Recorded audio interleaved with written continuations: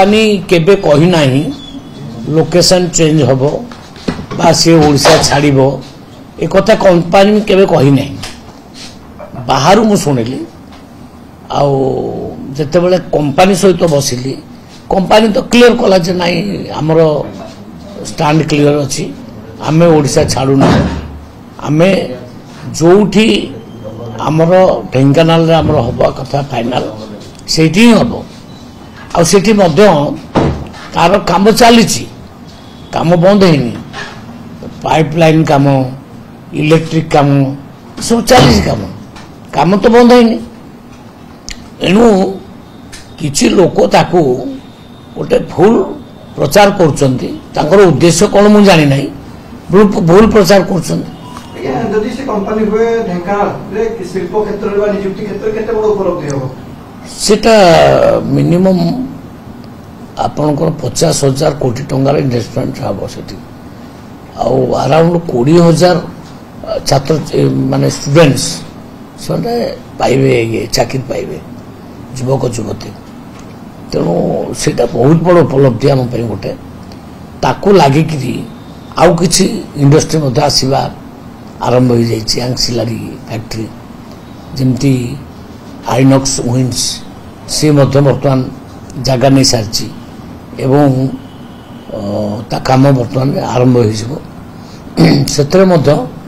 पाखापाखि 3,000 पिला आमर चाकरी पाइबे ता पाखे आउ गोटे कल्याणी इंडस्ट्री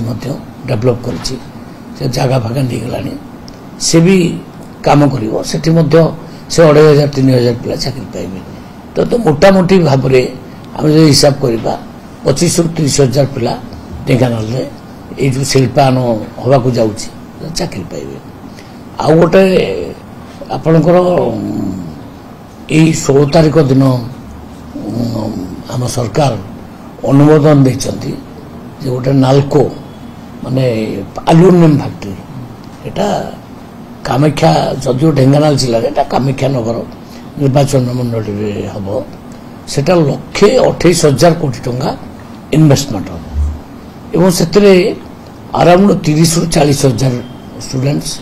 बा छात्र छात्री बा युवक युवती से चाकरी पाइबे तो आमर ढेंकानाल जो शिल्प नथिला सेटा समस्या समाधान हो पिला माने बाहर को चाकरी करने को जीवे ना सर जो नालकोटा अनुमोदन हला जो कौन प्लांट सर हो केबे सुधा कंप्लीट हो एटा स्नेक्टर प्लांट 3टा प्लांट तार हो एवं